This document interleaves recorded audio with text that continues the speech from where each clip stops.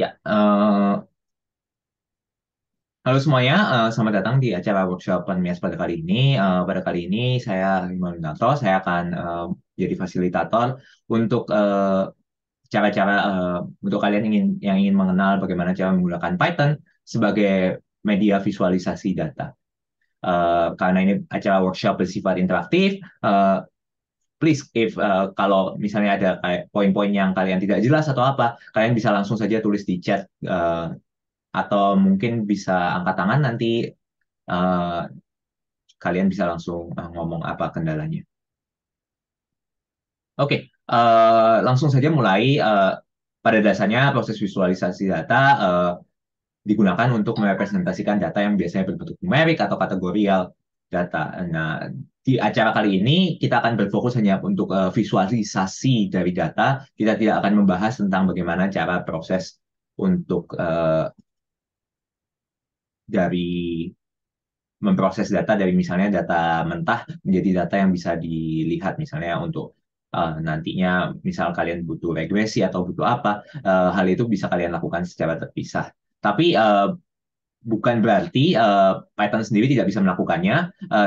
Tapi karena kita ingin membatasi scope dari acara kita, kita hanya akan berfokus pada proses visualisasi dari data itu tersebut. Nah, uh, kita mulai dari hal yang paling sederhana yaitu untuk persiapan visualisasi data itu sendiri. Data biasanya dapat digolongkan menjadi dua, yaitu data kualitatif yang berupa angka, hasil pengukuran, dan juga data yang maaf, maksud saya data kuantitatif dan juga data kualitatif yang biasanya berupa bentuk label, opsi pilihan, pertanyaan ya dan tidak. Nah, pada akhirnya data-data yang bersifat kualitatif atau label ini kita akan representasikan dengan angka, biasanya angka discrete integer yang yaitu ya 0, 1, 2, 3 dan seterusnya.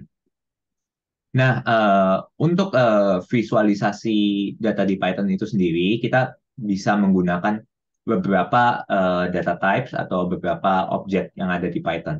Nah, untuk teman-teman berhubung dari registrasi kita melihat kemampuan Python-nya bervariasi, jadi mungkin aku akan lebih perlahan untuk mengenalkan apa saja sih yang fitur-fitur di Python.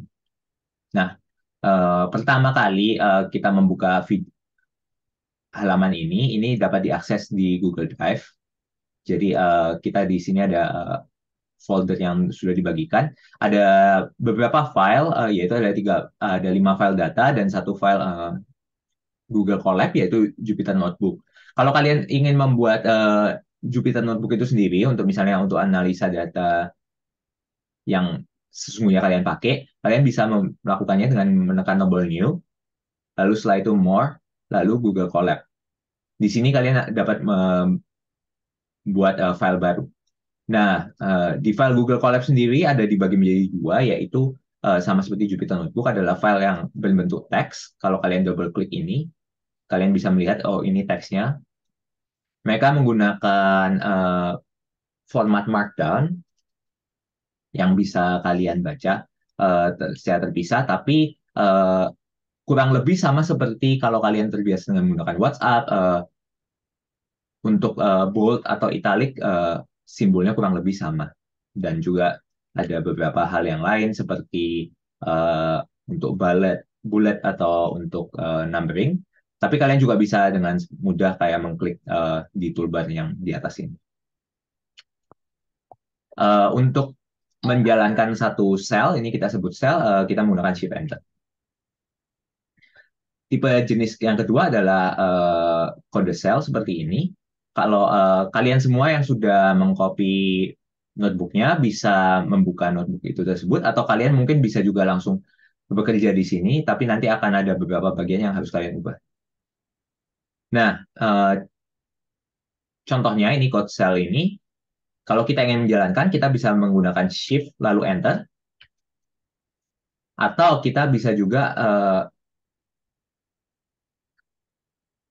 menjalankannya dengan I think ya dengan menekan tombol play yang di sebelah kiri atau control enter sama saja. Nah, jadi untuk pertama kali kalian menjalankannya, mereka akan bilang alokasi runtime. Jadi sebenarnya Google Colab ini disediakan secara gratis oleh Google. Basically kita menggunakan server Google untuk melakukan segala jenis komputasi yang kita lakukan.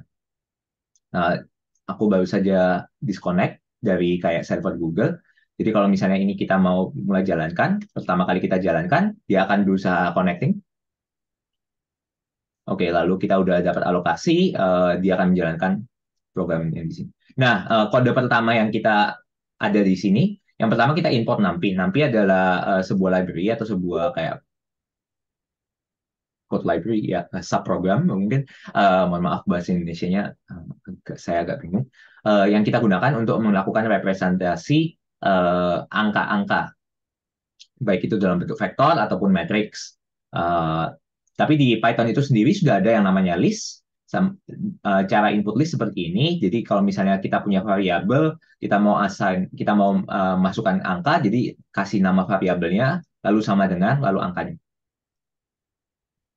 Sama seperti NumPy, tapi kalau untuk NumPy kita di depannya kita melakukan np.array. Nah, jadi library yang tadi NumPy itu kita import, kita bikin alias nama pendeknya pakai np. Kalau misalnya kalian tidak melakukan ini, kalian bisa misalnya import NumPy saja. Jadi di sini bukan np tapi NumPy. Nah, dari sini list ke NumPy array itu sangat mudah dikonversikan dengan menggunakan np.array atau mp.sArray. Perbedaannya mp.sArray tidak melakukan memory copy, jadi kalau data kalian sangat banyak itu biasanya lebih cepat.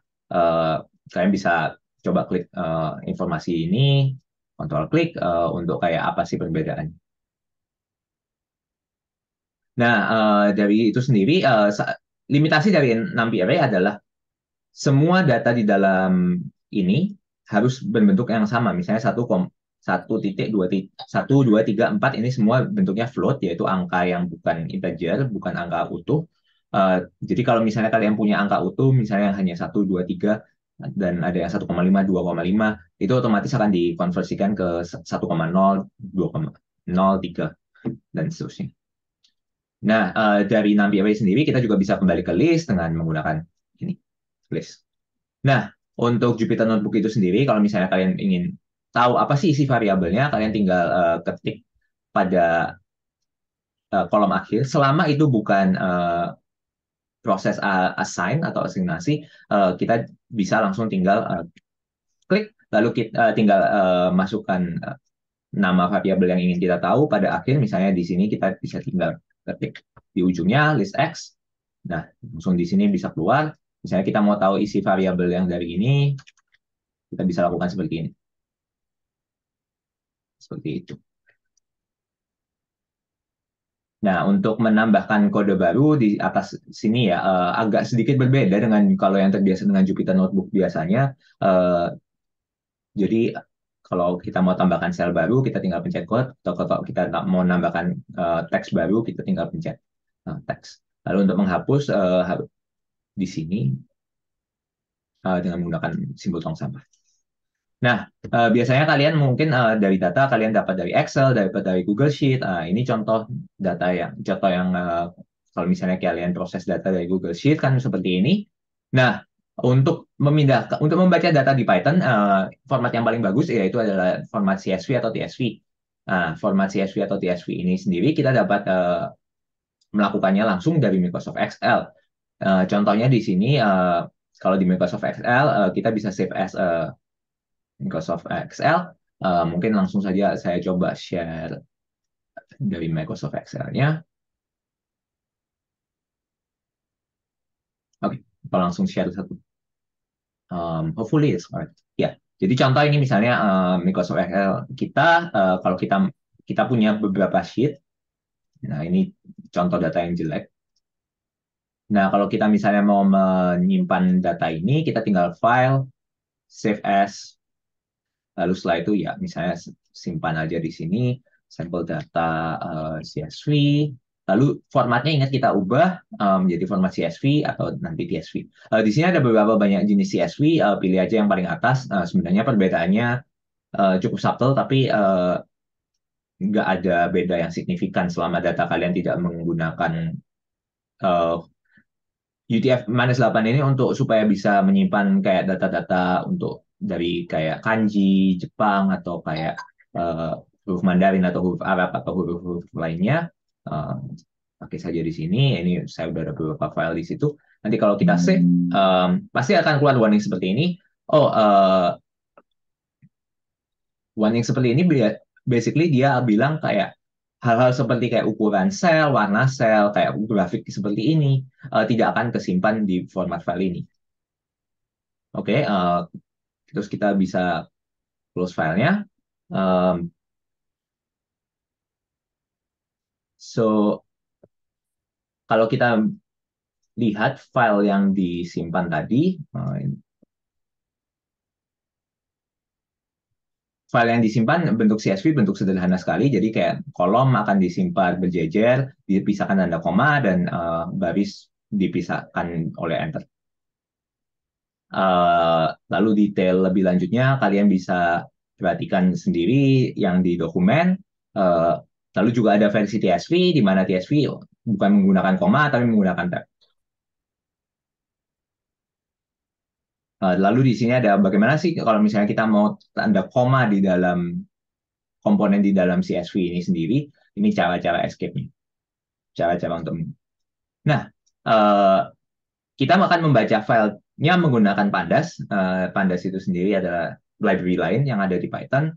Karena ini sangat mudah. Misalnya contohnya, kalau kalian sudah memulai aplikasi Google Colab, kalian pasti akan ada masuk di folder ini. Nah, di folder ini sendiri oleh Google Colab, karena memang tujuannya Google Colab ini untuk teman-teman yang di machine learning atau apa, mereka menyediakan sampel-sampel data. Dan sampel-sampel data juga seperti kalian bisa lihat, semuanya juga CSV. Nah, langsung saja kita import library-nya, Pandas, kita aliaskan PJ. Lalu setelah itu kita menggunakan fungsi read CSV. Nah, di sini data yang kita ingin lihat yaitu California Housing Test.csv ini di sini. Ini ada di folder sampel data. Jadi kita sampel data, lalu setelah itu backslash California. Nah, di sini kalian udah kebaca atau belum? Kalian bingung, jadi langsung saja kita lihat apa sih yang ada di DF lokal. Oh, itu sudah kebaca semua. Nah, di California Housing Test.csv ini sendiri, kalau kalian penasaran, kalian bisa double klik, kalian bisa lihat. Nah, itu sendiri di kolom pertama, itu otomatis akan menjadi header.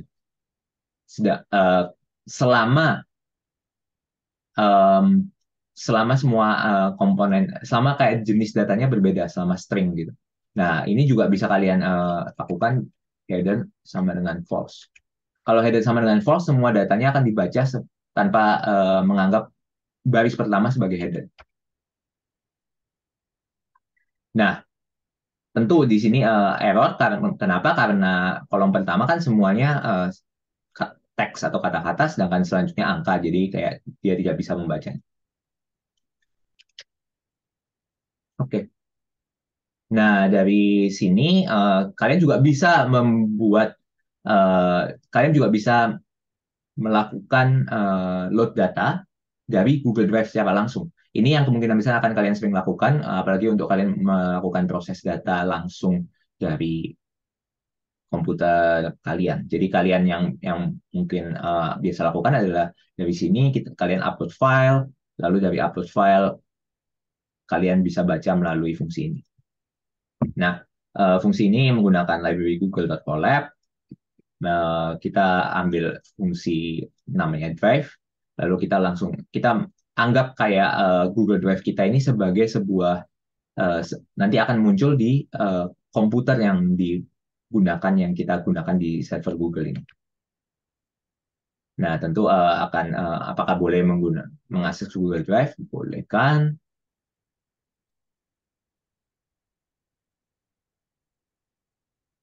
Tunggu sebentar. Lalu jadi apa yang akan dilakukan oleh fungsi ini adalah membuat Google Drive kita aksesibel dari komputernya. Jadi dia akan menaruh di directory /.jdrive. Jadi kalau tadi kita dari di directory, kalau nggak salah, konten, ya kita tadi dari directory konten, terus kita naik ke satu level ke atas, nah kita bisa ke directory G Drive.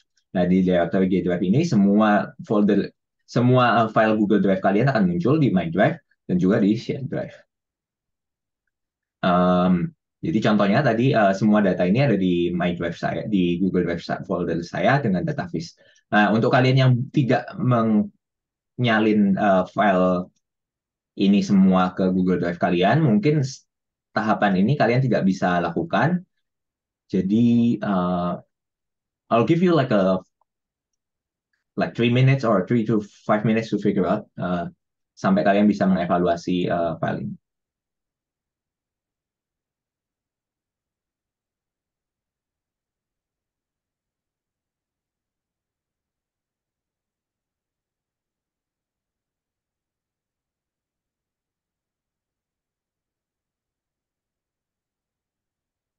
I guess nggak tweet dan nggak ada yang ngomong.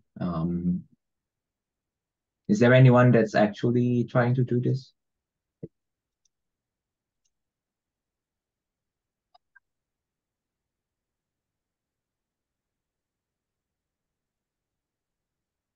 Oke, yang masih error, coba coba semua satu folder ini di copy ke Google Drive kalian. Caranya kayak gini. Sebentar, coba ya.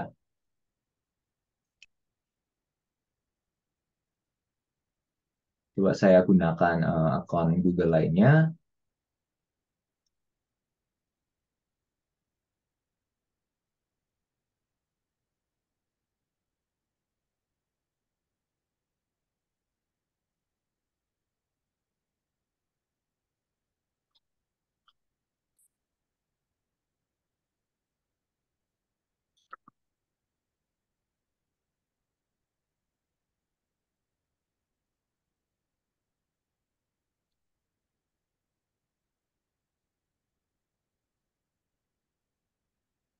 Oke, nah jadi ini saya pakai Google account lainnya.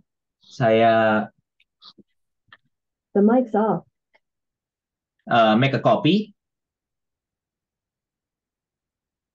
Nah, semua file ini nanti akan muncul di drive kalian, lalu kalian bisa pindahkan secara langsung.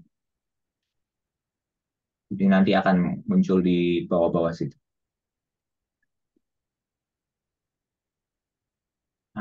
Let me know if it's working, Pradipta.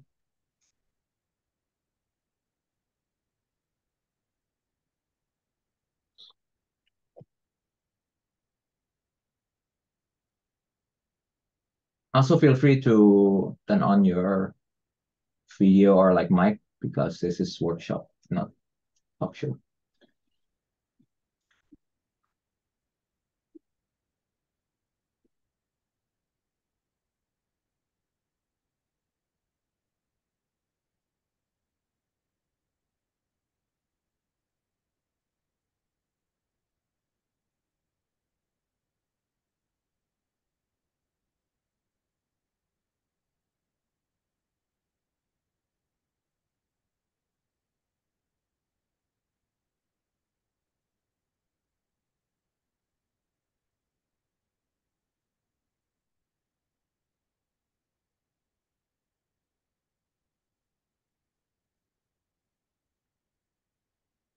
Okay, looks like everyone else can do it. I will move on slowly. Well, nah, ada cara lain untuk nge-upload data ke Google Drive. Maksud saya nge-upload data untuk digunakan di Google Colab. Salah satu yang sip. Salah satu yang saya suka lakukan adalah dengan menggunakan GitHub Gis. Basically ini static, jadi kayak kalian bisa upload file, I guess ada limitnya berapa besar sebelum kalian dapat email atau error. Nah, jadi kalau caranya kalian harus mempunyai akun di GitHub. Let me resume sharing. I forgot. Oke. Nah, jadi kalian harus punya akun di GitHub, di mana di situ sendiri kalian bisa bikin GIS baru. GIS itu, jadi kalau kalian udah punya akun di GitHub seperti ini, make a new GIS, make some file, name, and then just copy paste kayak apa yang tadi kalian dapatkan di fold dari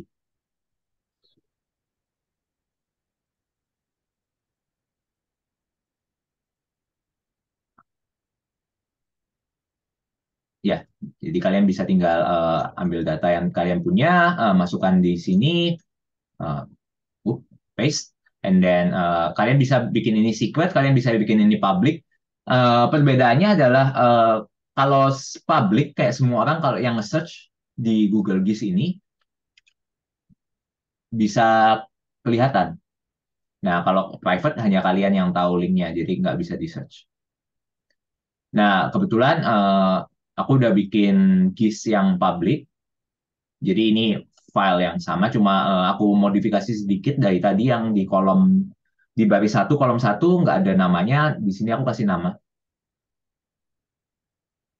Nah, ini raw filenya juga sama persis, cuma aku kasih nama bulan bedanya. Nah, terus cara loadnya gampang. Jadi kan dari tadi kalian sudah bikin GIS, pasti akan keluar ke tempat ini.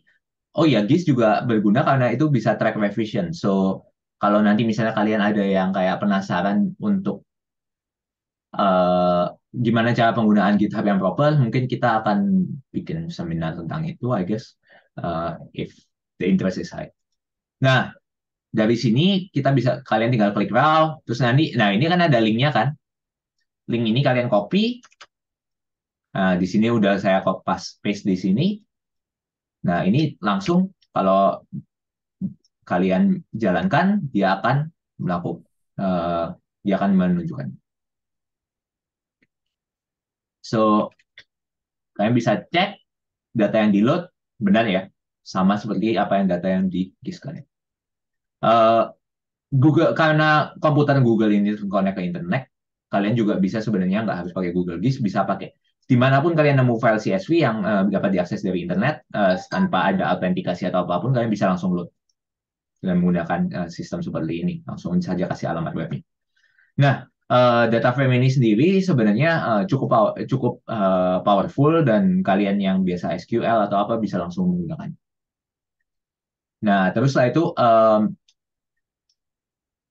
dari sini kita ingin mengubah, biasanya kan kita kalau waktu plot kita akan pakai satu kolom terhadap kolom lainnya. Jadi kita mau ngambil kolomnya. Nah, di sini ini saya kasih contoh bagaimana cara mengambil kolom data dari suatu kolom di data frame.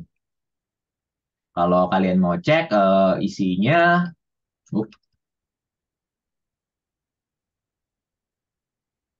nah, kalau kalian tidak pakai NPS array, dia akan keluar jadi suatu objek yang masih dalam bentuk yang dari Panda. Kalau di sini kan saya nggak pakai NPS array SX data. Sebenarnya ini masih bisa langsung dilakukan untuk visualisasi, tapi untuk penyeragaman semuanya pakai saja langsung NPS array. Jadi kalau kalian cek isi data, dia berbentuk NumPy array sekarang. Nah, kalian juga bisa melakukan memproses yang tadi X data yang masih dalam bentuk suatu data type-nya Panda. Kalian bisa ubah itu ke bentuk list juga dengan menggunakan list. Ini jadi bentuk list Python. Nah, selain kalau misalnya kalian nggak ada headernya nih, kalian bisa melakukannya dengan akses berdasarkan indeks dari kolom. Nah, contohnya seperti ini dengan menggunakan nama data frame-nya di sini di f.gateway titik yang berarti kita mengakses komponen dari di f.gateway ilog ini adalah kata kunci untuk location. Uh, Indeks yang pertama adalah indeks baris, indeks kedua adalah indeks kolom, dan indeksnya dimulai dari 0. Jadi yang paling kiri itu 0, lalu 1, 2, 3. Nah, ini saya mau ngambil Y-nya yang yaitu posisi yang ada di kolom kedua, jadi saya tulis 1.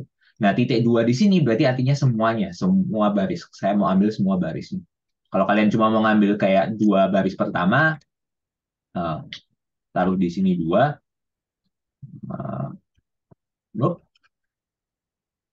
Kalian bisa lihat isinya hanya 2 angka.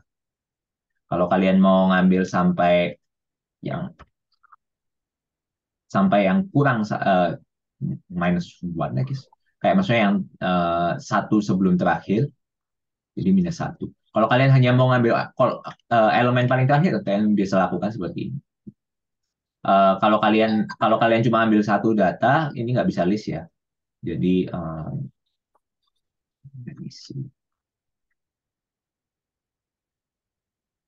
nah seperti ini. Nah ini dia ngambil komponen paling terakhir, baris paling bawah minus satu, eh, kolom ke dua. Oke. Nah, langsung saja sekarang kita udah kayak persiapan, kalian sudah bisa nyiapkan data-data kalian dari file CSV, nanti kalian bisa langsung tinggal load.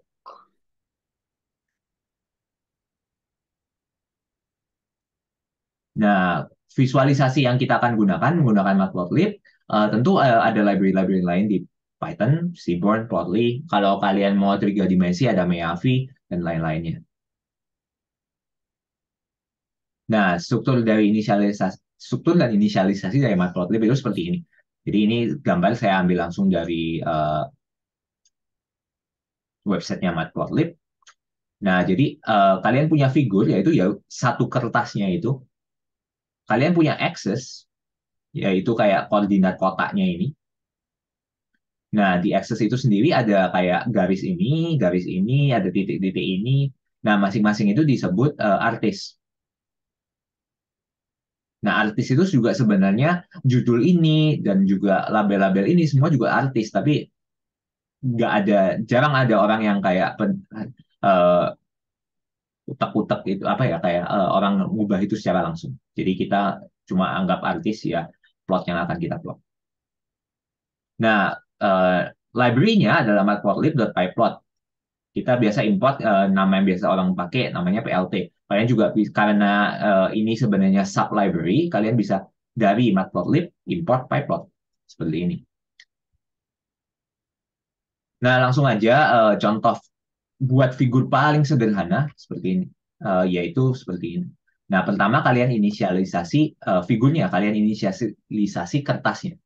Nah, uh, di sini ada figur size dan ada DPI. Figur size itu adalah ukuran figur dalam inci. DPI adalah dot per inch. Jadi basically resolusi dari figur kalian adalah ini ukur 4 kali 300, 1200 kali 900.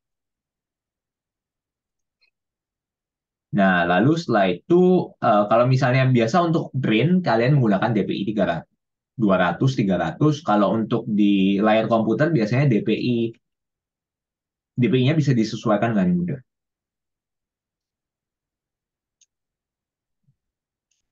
Nah, lalu setelah itu di figur ini, di kertas figur ini yang ukurannya 4 kali 3 inci ini, saya mau tambahkan access. Jadi figure.add access. Nah, di sini itu untuk access itu sendiri kita bisa spesifikasi lokasinya, left pojok kirinya di mana. Ini relatif terhadap kertas ya. Jadi kertasnya itu ukurannya dianggap 0 sampai 1. Ini pojok kiri, pojok bawahnya di mana, pojok kanan, pojok.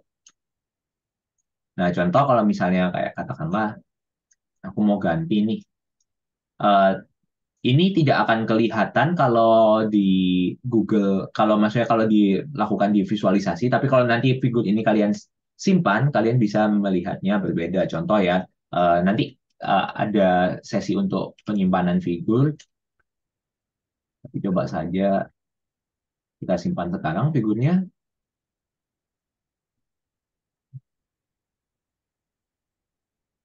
Nah, ini figurnya yang disimpan. Kalian bisa lihat spacingnya berbeda ya dengan yang apa ditampilkan karena untuk kalau pada waktu penampilan mereka sengaja akan menghapus kayak space kosong. Tapi kalau misalnya ini misalnya contoh kayak figur access ini mau aku kecilin, katakanlah cuma sampai 0,5. Oke, di sini kelihatan lebih kecil. File test.png-nya harusnya udah berubah.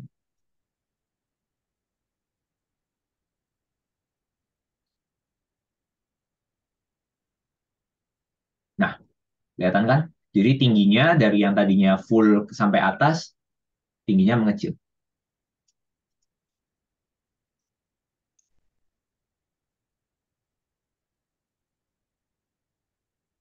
Nah, terus setelah itu kita juga bisa mengukur, kita juga bisa mengubah range dari seberapa jauh kayak axis ini. Di sini aku gambar X-nya dari 0 sampai 1, Y-nya dari 0 sampai 0,3. Kalau aku mau ganti sampai 1,5, tinggal ganti aja di sini.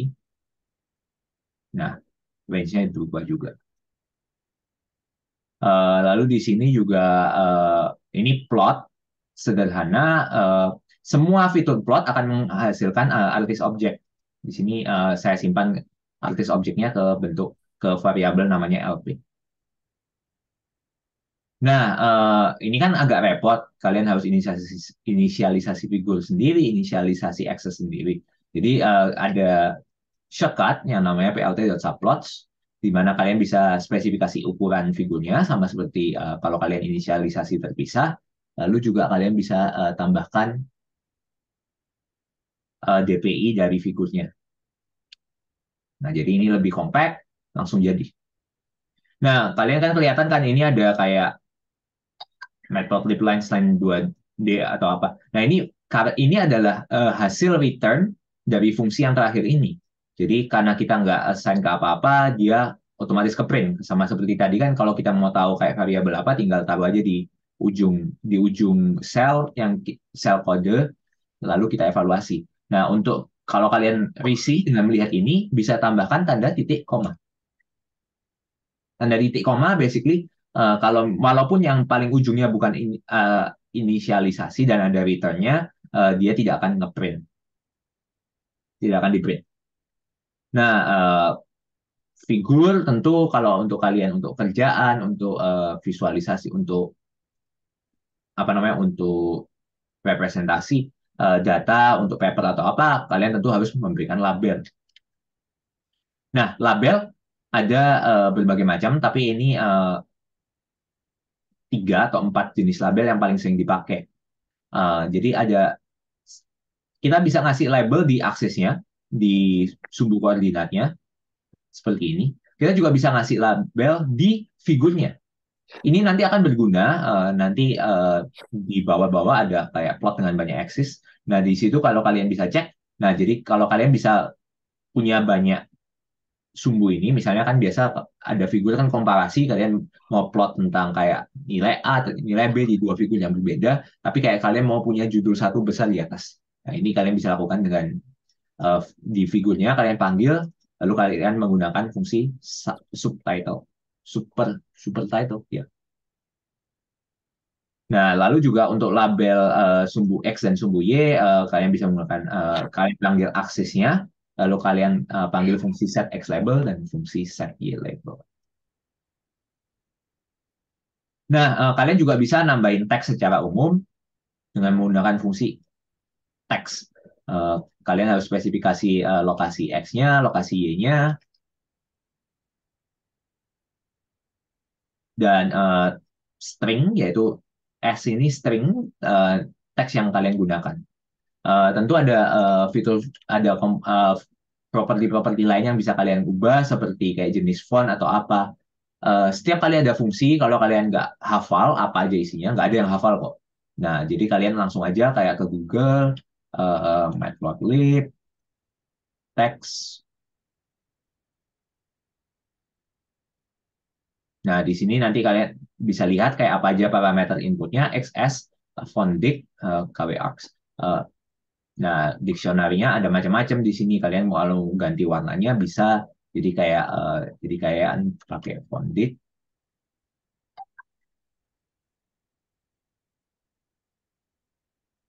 Uh, jadi untuk bikin, karena ini kan dia mintanya dictionary, dia minta jadi kalian harus tulis DICT dictionary, lalu kalian barusan masukin nama variabelnya. Misalnya kalian mau ganti warna teksnya, berarti color atau C. Oh, sorry kalau terlalu cepat. C sama dengan, nah kalau warna yang warna-warna umum, merah R, hijau G, biru B, hitam K, cyan C, magenta M, kuning Y. Ya, jadi RGB sama CMYK itu udah di-define. Jadi misalnya aku mau ganti teksnya jadi warna merah. Tuh, berubah warna teksnya. Jadi ya banyak sekali yang bisa diubah kalau misalnya kalian Oh ya, maaf lah. Berusaha pelan-pelan. Kalau misalnya kalian mau mengubah kayak komponen-komponen, misalnya kayak jenis hurufnya atau apa, kalian bisa konsultasi ke situsnya untuk kayak menentukan, oh misalnya saya mau font family-nya berubah jadi sans serif atau jadi kursiv misalnya. Jadi, tambahkan di font dictionary, font family sama dengan kursiv. Enter aja. Oh, oke, kursiv. Oke. Eh, tergantung versi Matplotlib-nya ada mungkin beberapa fitur yang berubah. Jadi, nah ini saya pakai serif, serif kan kayak Times New Roman. Nah di sini jadi muncul uh, fontnya berubah menjadi seperti Times New Roman atau serif.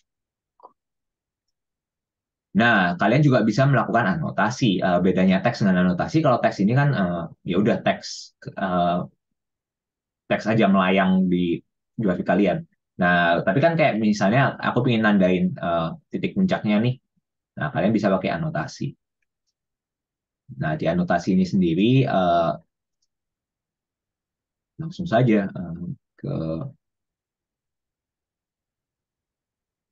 ke help-nya. Yang pertama yaitu input teksnya, lalu lokasinya X dan Y, lalu ini lokasi yang akan dianotasi, lokasi titiknya, lalu lokasi teksnya. Atau kalau kalian males kayak ke website help-nya ini, kalian bisa arahkan kursor kalian ke fungsinya. Nah, di situ kelihatan. Nah, kalian bisa scroll ini penjelasannya apa-apa-apa, datanya harus bentuk float itu angka yang 1, 2, 3, str itu string, yaitu teks biasa yang biasa di dalam tanda kutip.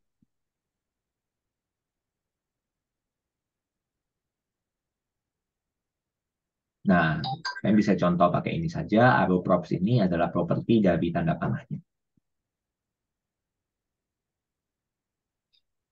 Nah, ini horizontal alignment atau vertical alignment itu titik teks, kayak titik koordinat teks ini itu menunjukkan di mana. Apa kalau yang by default itu akan di sudut kiri bawah. Jadi kalau ini saya ubah di sudut kanan atas. Jadi kalian bisa lihat di kanan atas.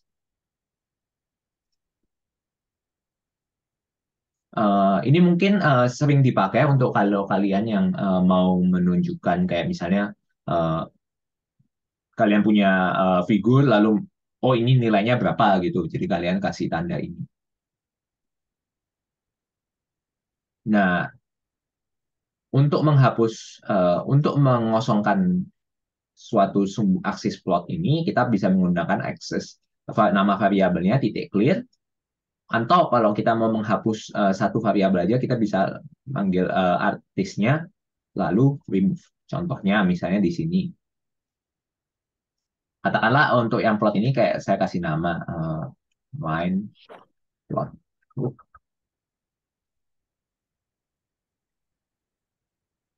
Nah, kalau misalnya aksesnya mau saya hapus semua isinya, langsung bersih semua. Jadi ini juga termasuk kalau misalnya kalian punya label. Jadi kalau kalian misalnya ada label di aksesnya, kalau kalian panggil access.clear, labelnya juga akan terhapus. Untuk komen, untuk kayak untuk membuat kodenya tidak terjalankan, kalian tinggal tambahkan tanda pagar di depan kode, di depan satu baris kodenya yang kan tidak mau dijalankan. Jadi ini kalau misalnya belum clear, tapi kalau begitu di clear semuanya hilang. Nah, tapi kalau misalnya kalian cuma mau menghapus katakanlah garisnya doang, kalian bisa panggil garisnya, lalu bentar.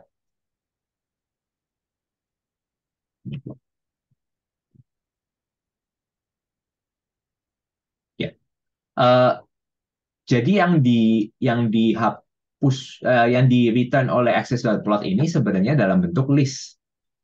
Jadi kalau misalnya kalian mau punya beberapa banyak data, dia akan karena kan seperti yang tadi saya bilang, kalau kembali lagi ke gambar ini, setiap garis ada satu artisnya, ada satu objeknya. Nah, jadi kalau kalian kalian bisa dalam satu fungsi itu untuk melakukan plot beberapa garis sekaligus. Jadi makanya bentuk return type-nya dalam bentuk list. Nah, di sini jadi kayak saya panggil karena cuma ada satu garis, saya tahu itu pasti ada di elemen pertama. Saya panggil line plot 0. Jadi ini kalian bisa juga kalau kalian penasaran ini apakah ini artis. Nah, ini kan tahu kan. Nah, ini berarti bentuk artisnya line 2D. Kalau kalian line plot sendiri, nah bentuknya list. List itu yang dibatasin kurung kotak. Plot remove, menghapus garisnya itu sendiri. Seperti itu.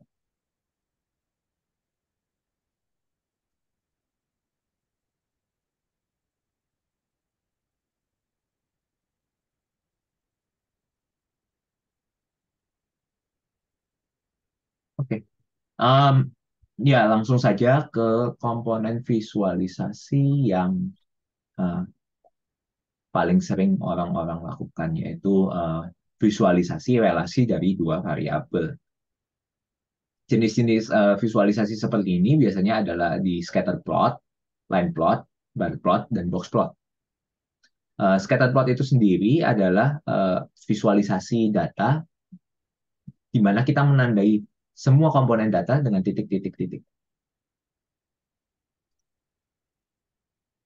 Nah, contoh titik-titik, contohnya, tadi kan kita sudah baca data ini yang dari kita ambil dari parabola.csv.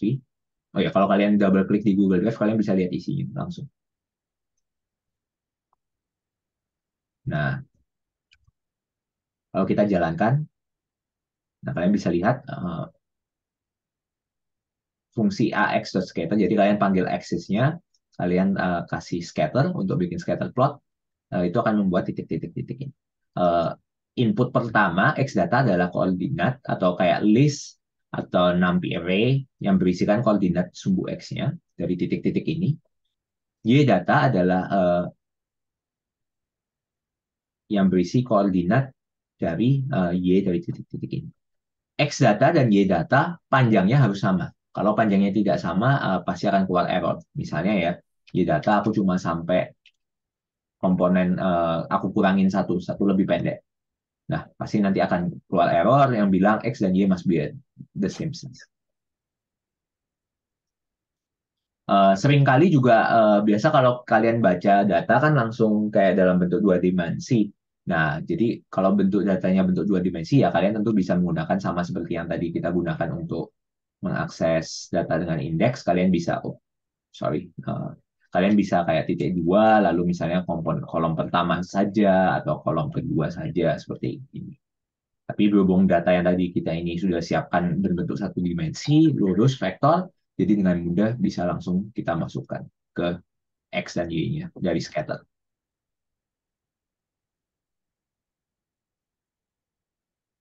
Beberapa parameter yang penting yaitu S, ukuran titiknya. Ukuran titiknya ini, misalnya tadi kita set 5, bentuknya seperti ini. Kalau saya set 10, lebih lebar lagi. Kalau saya set 100, makin lebar lagi. Jadi ini berapa poin, kalau tidak salah berapa poin uh, areanya. Jadi ada harus square root kalau kalian peduli lebarnya. C ini color, warna. Jadi saya set warna biru. Marker ini bentuk titiknya. Nah, kebetulan saya bentuknya pakai O atau bulatan. Kalau misalnya saya pakai X, dia akan menjadi silang-silang. Let me coba ini saya perbesar jadi 40. Nah, jadi silang-silang-silang. Kalau markernya juga marker lain yang biasa dipakai mungkin plus. Jadi tanda tambah tambah tambah. Nah, kalau kalian pakai titik bukan O, itu jadi lebih kecil. Jadi sebenarnya agak sama saja dengan O, cuma jadi kan kalian bisa lihat ini kalau O seperti ini lebarnya, kalau titik lebih kecil. Jadi sebenarnya tidak ada gunanya Kak menggunakan O atau titik. Kalian cukup mengganti S atau ukuran dari markernya. Nah, lalu seperti biasa, jangan lupa setiap kali plotting set title. Mungkin title kadang nggak perlu ya kalau data kalian udah cukup jelas. Tapi yang jelas X label dan Y label harus selalu diberikan. Oke, I guess sampai sini, is there a way to set the X and Y? Yes. Kalau mau aksesnya sama, kan kalau seperti ini kan ini ini 0,25 sepanjang layar ini, tapi sedangkan di sini kan enggak. Nah, pada waktu kalian menginisialisasi figur, kalian bisa menggunakan aspek remisi. Jadi kalian bisa menggunakan set aspek aspek ratio. Itu di aksesnya. Ax.set aspek. Kalau kalian satu, berarti equal equal proportion. Jadi yang tadi ini kalau kalian ukur panjang sama lebarnya sama. Tapi tentu kalian bisa melihat ini yang dia lakukan oleh set aspek ini dia mengubah dimensi dari aksisnya. Jadi ini misalnya kalau kalian tahu kayak gambar kalian kalian mau kayak ukurannya kayak 4 cm kali 4 cm, kalian udah calculate incinya, kalian udah calculate DPI-nya berapa, kalian udah input itu di figure size ini bakal mess up that calculation. Jadi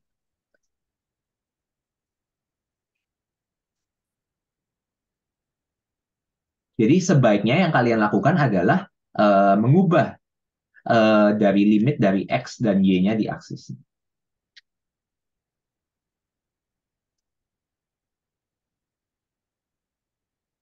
How can we add another Y-axis? Itu bisa menggunakan apa mau mau Y-aksisnya mau sama, cuma maksudnya kayak garisnya, maksudnya ukurannya sama atau beda? Beda. Kalau beda itu ada namanya twin X. Langsung saja halaman uh, ke halaman ya ini Axis the twin X itu basically dia akan membuat aksis beda dengan aksis lain dengan ukuran yang berbeda. Jadi contohnya nih ini ada kayak contoh kode yang kayak untuk menggunakannya. Nah, jadi kan di sini kalian bisa lihat di sebelah kiri aksisnya dari 0 sampai 20 ribuan, yang ini dari -1 sampai 1. Nah, kalian bisa lihat di sini ya, di sini menggunakan dua aksis yang beda, ada AX1, ada AX2. Tapi pas pertama kali kalian buat figurnya, cuma inisialisasi dengan satu. Itu bisa ya. Nah, untuk aksesnya untuk same scale lebih baik kalian pakai di X-lim dan Y-limnya diubah jadi dari misalnya dari 0 sampai 1 atau tapi kalau mungkin kalau kalau kalian tidak peduli dengan ukuran ukuran figur aslinya di kertas. Ini cuma set aspek sebenarnya sangat sering dipakai sih. Apalagi kalau cuma buat visualisasi untuk kayak di report atau apa. Tapi kalau kalian untuk paper kan uh, ya tentu kayak kalian ada kayak spesifikasi kayak panjang kolom berapa kayak benar-benar harus diukur. Jadi sebaiknya jangan pakai set aspek sih. Soalnya nanti biasa kayak pasti akan it always mess up. Kayak selalu kayak untuk kayak tiap kali untuk mau aplikasi selalu harus kayak bawa penggaris ngukurin ukuran sama coba di print. Oke, sampai sini ada pertanyaan lain? Ya.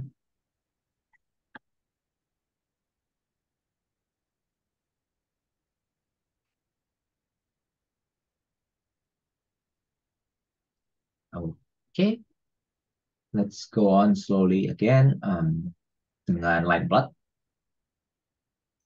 Nah, untuk line plot sama persis dengan scatter, cuma bedanya pada saat kalian menggunakan line plot ada uh,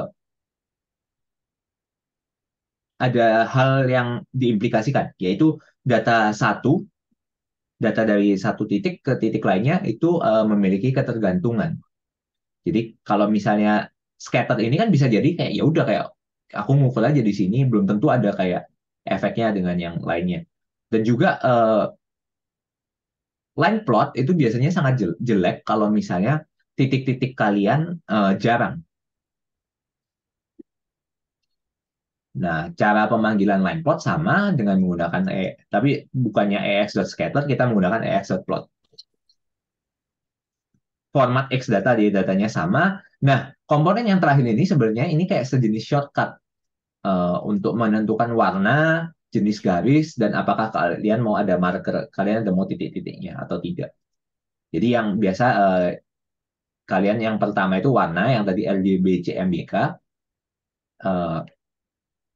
jenis markernya kalau ada, terus jenis garisnya. Kalau dash itu garis lurus, terhubung semua. Coba saya delete dulu markernya. Nah, kalau dash dash itu garis titik-titik, garis dash dash dash line. Kalau dash dash dot itu kayak garis dash terus titik. Nah, ini semua ini banyak sekali opsinya. Jadi mungkin kalian bisa langsung cek di sini. Uh, Banyak sekali apa namanya ada kayak komponen-komponennya. Sebenarnya kalian tidak perlu tahu bisa plot menggunakan scatter karena kalau kalian misalnya mau plot seperti ini, kalian bisa aja tinggal taruh O di sini, udah sama. Dia akan membentuk sama persis seperti scatter. Dan cuma perbedaannya adalah nanti kalau kalian misalnya mau ngeset kayak ukuran marker, warna marker atau apa, itu nama parameternya akan berbeda. Kalau nggak salah marker marker color, jadi bukannya color doang, jadi marker color atau MA, sorry, marker face color MFC. Ya, seperti itulah. Jadi nama-nama parameternya agak sedikit berbeda dari scatter dan plot. Jadi harus hati-hati. Kembali lagi, ini yang sering dipakai biasanya LW, line width, seberapa tebal garisnya. Di sini saya pakai poin 5. Kalau misalnya mau satu, jadi makin tebal. Kalau mau dua, makin tebal lagi seperti itu.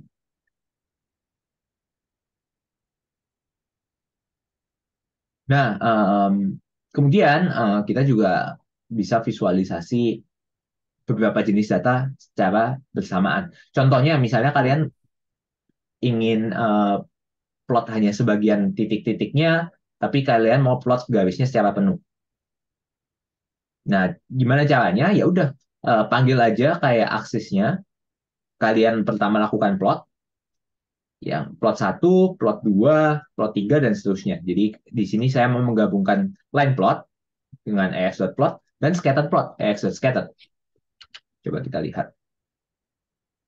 Nah, ini kebetulan yang satu LX dash, yang satu titik, tapi datanya kalau kalian pakai NumPy array, bukan list ya, kalian bisa langsung kayak kali angka gitu. Misalnya ini Y-nya saya kalikan 1,1, jadi lebih naik. Nah, terus kan tentu kalau kalian punya banyak data, kalian plot di satu figur yang bersamaan, kalian ingin tahu dong data ini data yang mana, apalagi kalau nanti figurnya di print hitam putih. Nah, jadi penting punya label. Nah, labelnya atau legenda ini uh, kalian bisa generate secara otomatis dengan setiap kali kalian plot atau scatter atau apapun itu kalian kasih parameter label. Jadi kasih parameternya koma dalam fungsi ini ya, dalam tanda kurung ini, koma label sama dengan sesuatu. Line plot, label sama dengan scatter plot atau apa. Nah, terus nanti pada akhirnya kalian panggil aksesnya, kalian panggil legend. Nah, di sini kalau misalnya kalian mau kasih judul juga bisa. Atau sama dengan, nah, udah, no, keluar judulnya di lokasinya juga kalian bisa ganti-ganti karena sangat banyak pilihannya. sekali lagi kembali ke help-nya. Tapi biasanya secara otomatis seperti ini udah bagus sih. Oke, sampai di sini ada pertanyaan.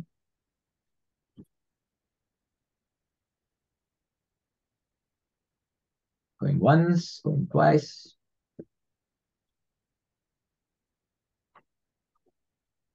Oke, oke. Plot lainnya yang sangat sering kalian buat juga di Excel yaitu bar plot. Bar plot instead of kayak menggambarkan dengan titik atau garis, kalian menggunakan batang-batang dan kayak menggunakan perbandingan dari panjang batang. Satu hal yang paling sering orang salah gunakan bar plot adalah ketika nilai sumbu y-nya tidak mulai dari nol. Kalau nilai sumbu y tidak mulai dari nol, secara visual orang membandingkannya akan berbeda. Ini sangat sering digunakan untuk kayak teman-teman yang misalnya di uh, berita atau apa, kadang seringkali sumbu kalian mereka menggunakan bar plot karena memang visually lebih jelas daripada garis atau titik-titik seperti ini kan kayak banyak kosongnya gitu loh. Nah, sedangkan kalau bar plot kan penuh. Tapi kalau nilai y-nya tidak mulai dari nol, uh, itu berbahaya karena kalian jadi nggak tahu sebenarnya satu sama lain itu perbedaannya tipis. Nah, contohnya aja, ini contoh yang terlalu rame, coba saya comment out dulu. Jadi kalau kalian mau comment out banyak line gini, kalian bisa bloknya, lalu kontrol, dan garis miring. Yang garis miring atau tanda tanya. Nah, oke. Oke, ini bug kan semua datanya sama, tapi semua pasti otomatis mulai dari nol.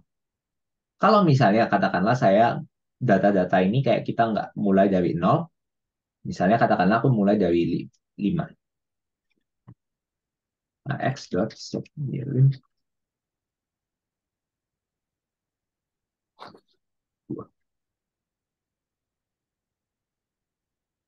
Oke, kelihatannya kayak bulan Juni atau Juli atau September jauh lebih besar kan kayak dibanding yang lain.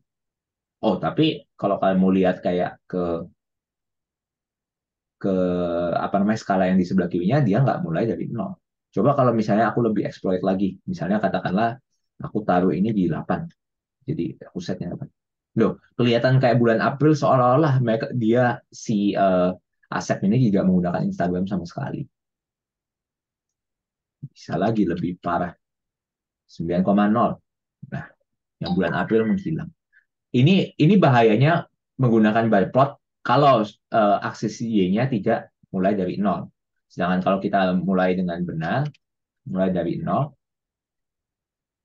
oh, I think it's okay. Maksudnya kayak untuk menggunakannya untuk komparasi.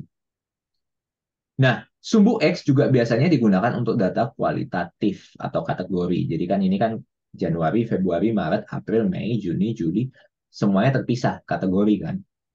Nah, kalau misalnya data sumbu X-nya itu terhubung, kalian harus hati-hati untuk apa namanya menentukan lebar dari batang ini. Contohnya penggunaannya ini adalah dalam histogram. Kebetulan uh, nanti kalau waktunya masih cukup, nanti akan dibahas di akhir sama plot-plot yang ada beberapa orang yang melakukan request plot.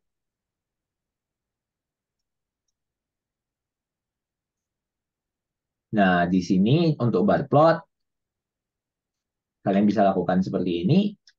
Ini kita menggunakan data file Instagram yang tadi dari GIS ini. Kita ada Asep, Budi, dan Cecep. Nah, kita bisa menentukan berapa besar sih lebar lebar dari batang ini dengan komponen width. Um,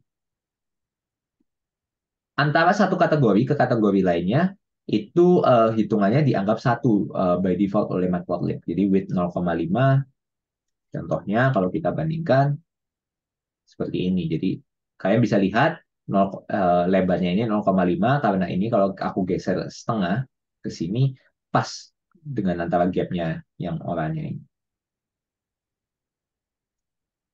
Kalian juga bisa untuk bar plot untuk mengatur transparansi dari batang-batang ini sendiri dengan alpha, dengan fitur alpha.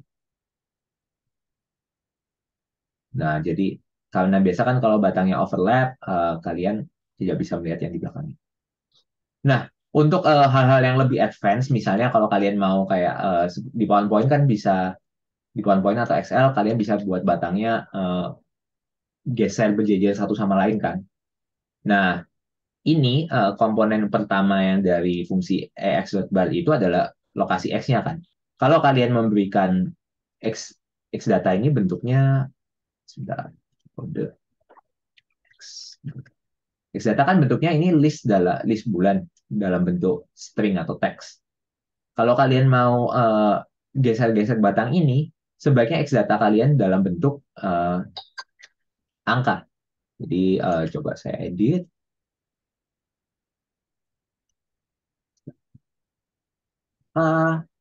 List bulan 1, 2, 3, 4, 5, 6. Atau kalau misalnya kalian yang terbiasa Python, for I in range.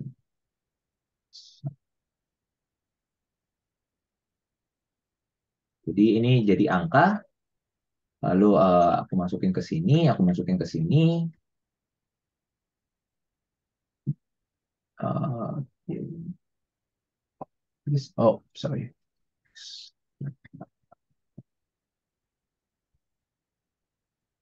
Oke, sekarang bulannya jadi numerik.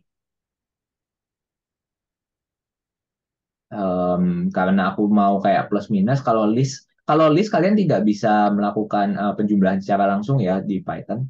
Kalau mungkin yang terbiasa dengan MATLAB atau apa yang kode yang vectorize bisa. Jadi misalnya kayak aku nggak bisa data angka plus satu, dia pasti akan error. Yuk, plus satu. Tapi kalau NumPy array, kalian bisa langsung plus satu.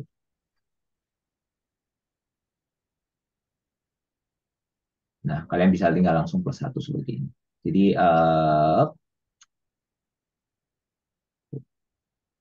Jadi sebaiknya menggunakan NumPy.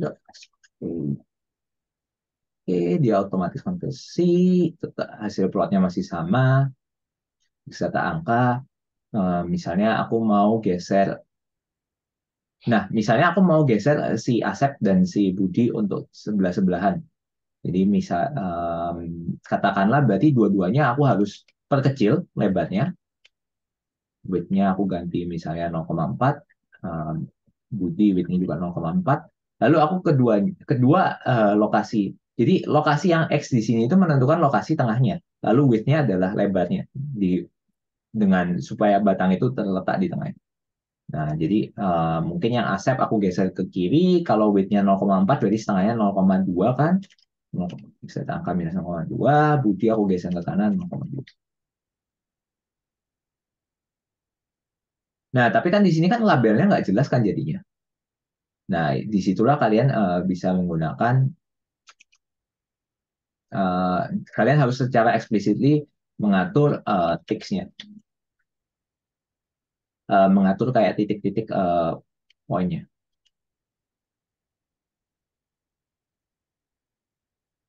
Nah, pertama set x ticks, set x ticks ini kalian memberikan kayak angka-angka yang mau kalian tandain. Contohnya karena kita pakai semua X data angka, berarti kita masukkan aja X data angka di sini. Set X tick label ini untuk setiap titik yang ditandain. Nah, coba kita jalanin dulu. Nah, jadi kan sekarang semua sudah ditandain kan, satu-satu. Jadi kalau misalnya kalian mau nandain kayak katakanlah 1, 2, 3 doang, kalian bisa masukkan seperti itu. Oke, cuma di ketandaan 3. Jadi ini yang untuk manual menandain aksis.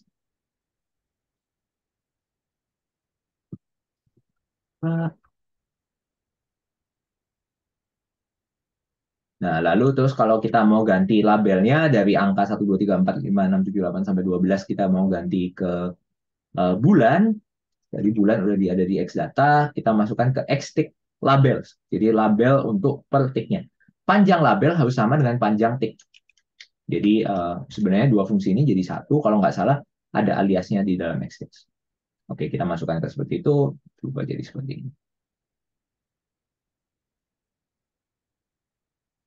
Jadi bisa dibilang keuntungan atau kerugiannya dari visualisasi di Python itu kayak kalian bisa benar-benar ganti ini semua secara pelan-pelan, semua parameter pasti bisa diganti. Kekurangannya adalah semua parameter harus diganti kalau kalian mau bagus. Tapi I think kayak mereka sudah cukup pandai kok untuk yang kayak untuk nilai-nilai defaultnya udah cukup bagus. Jadi kayak nggak terlalu banyak yang harus diubah. Boxplot, oke. Okay. Sampai di sini apa ada pertanyaan?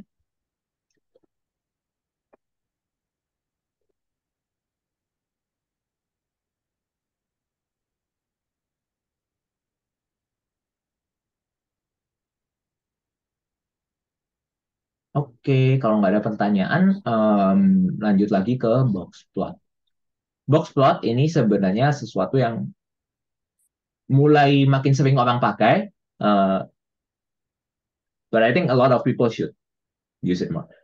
Mungkin orang-orang yang di finance kebiasaan dengan candlestick plot, basically sama, mirip lah. Box plot itu digunakan untuk kalian yang mau merepresentasikan pengukuran berulang pada suatu nilai X yang menghasilkan distribusi. Temannya box plot, kalau kalian data yang kalian ukur sangat banyak, kalian bisa ada violin plot, di mana kalau box plot, dia akan menentukan, jadi untuk satu nilai X, dia akan menunjukkan maksimumnya, minimumnya, dan mediannya.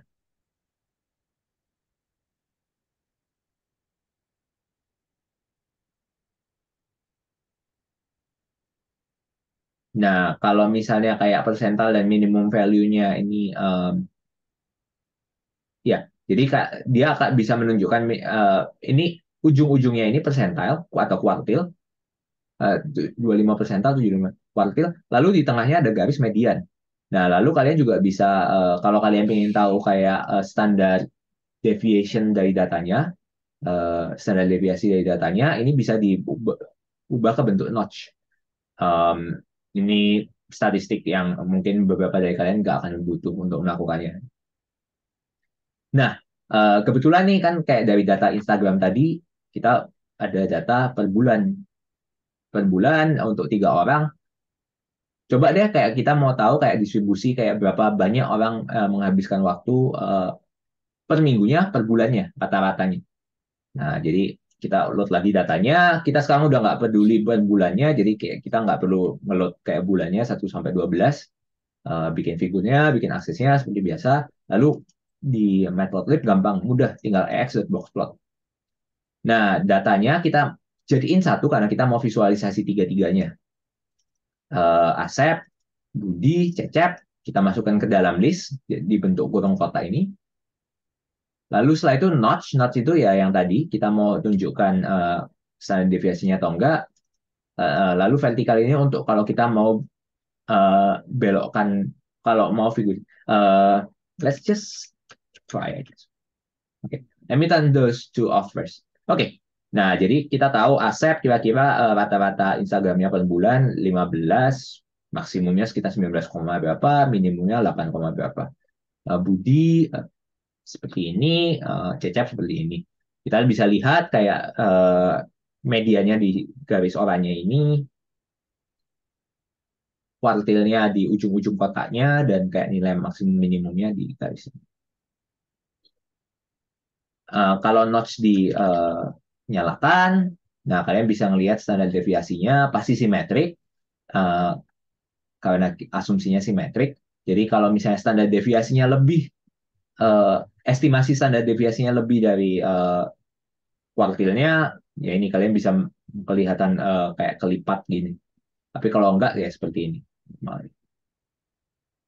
Um, Kalau vertikalnya kalian anggap benar, itu tetap tegak seperti ini. Kalau vertiknya ini kalian masukkan nilai salah, dia akan ke samping. Tentu labelnya jadi agak salah, jadi salah di sini. Nah, ini aku balikin dulu ke vertikalnya dulu. Um, nah, lalu seperti tadi, sama seperti dengan bar plot tadi, kita harus ngasih labelnya manual. Kalau kalau ini nggak aku taruh, ya udah jadi defaultnya kan 1, 2, 3. Kalau ini aku kasih, jadi accept, jadi seperti ini. Oke, that's it for data 2 dimensi. Um, Sampai di sini ada pertanyaan?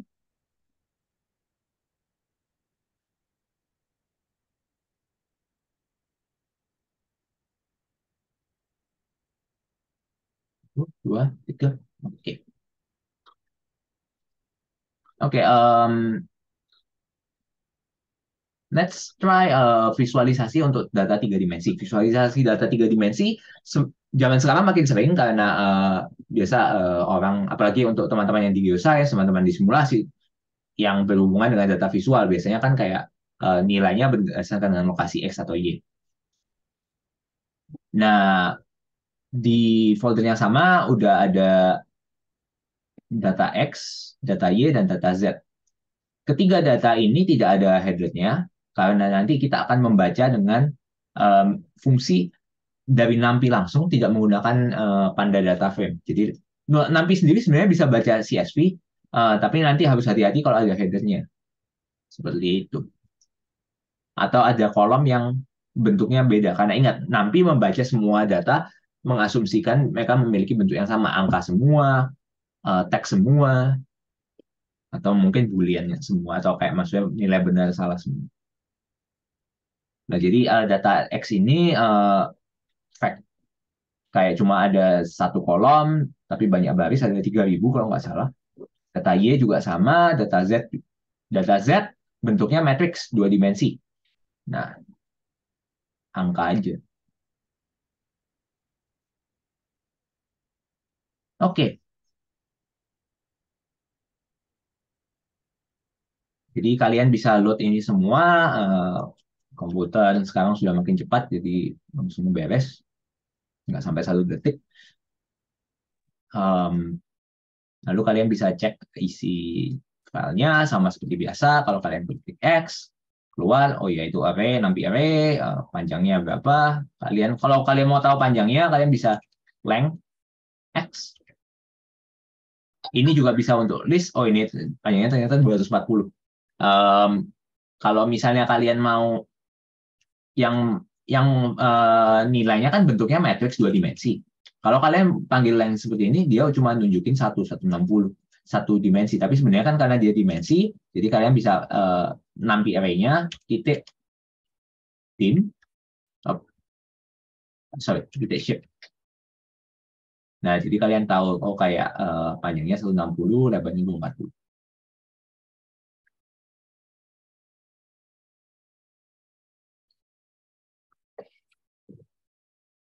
Nah, untuk kontur, mereka mau data X-nya dan data Y-nya, semuanya, data Z-nya, semua dalam bentuk 2 dimensi. Jadi kalian harus membentuk. Jadi kan kalau kalian nilai X, nilai Y-nya semua harus dalam bentuk 2 dimensi juga. Nah, tapi kan ini kan 1 dimensi, ini 1 dimensi juga. Maka untuk membentuk nilai matriks 2 dimensi dari data ini, kalian harus panggil np masquerade. Apa yang dia lakukan? Jadi kayak kita masukkan X dan Y, lalu keluar jadi X besar, Y besar. Kalian bisa lihat, X besar itu basically kayak duplicate. Ini bentuknya, ingat, yang kolom pertama itu Y, kolom kedua itu X. Ordernya harus hati-hati. Tapi ini kalian bisa trial and error aja. Kalau misalnya figurnya kebalik, ya udah dibalik aja X sama Y-nya. Gitu. Nah, jadi ini untuk tiap komponen ini kan berarti nilai Y-nya sama, cuma nilai X-nya berbeda-beda. Jadi dari nilai X minus 3 sampai nilai 2,97. Benar kan? Kalau misalnya kalian punya grafik kotak,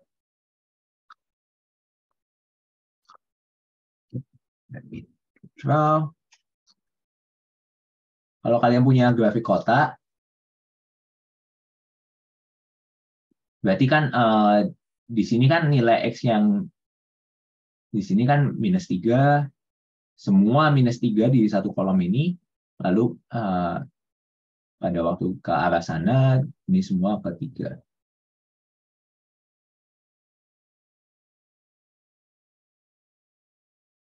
Nah, sama halnya kalau kita lihat Y, tentu pasti kebalikannya, jadi ke kanannya sama semua, minus 2, ke bawahnya sama.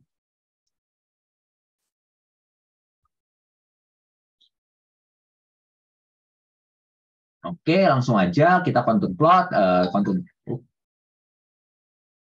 Nah, this one should be false. Oke. Nah, kalau kontur plot, kita menotasikan nilai dengan kita mencari isokontur atau tinggi yang sama, tinggi value yang sama, lalu kita bikin garis area di sekelilingnya.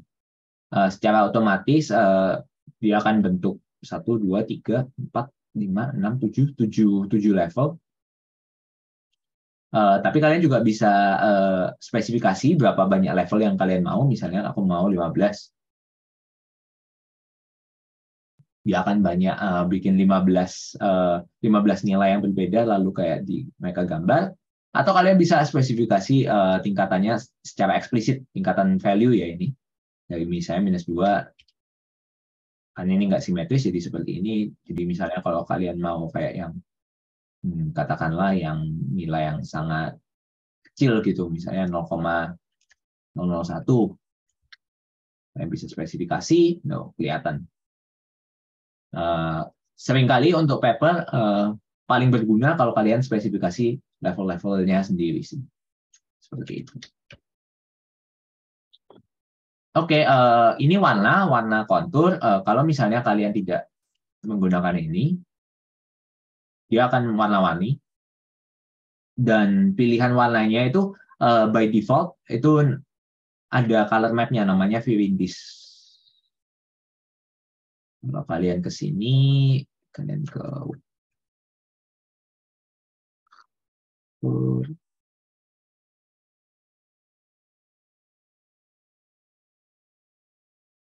nah, kalau kalian mau ganti color map-nya, default Viridis.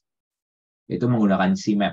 Tapi biasanya sih kalau kontur, kalian cuma peduli untuk garis, semua mau dibikin satu warna, ya udah pakai color aja. Note kenapa yang di sini dash, karena nilainya negatif. By default, kalau negatif dash.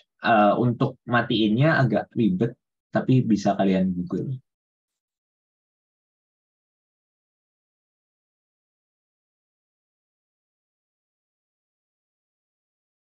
Oke. Nah, sampai di sini kontur seperti ini. Kalau ada pertanyaan, silakan langsung di chat. Kalau enggak, I will move on.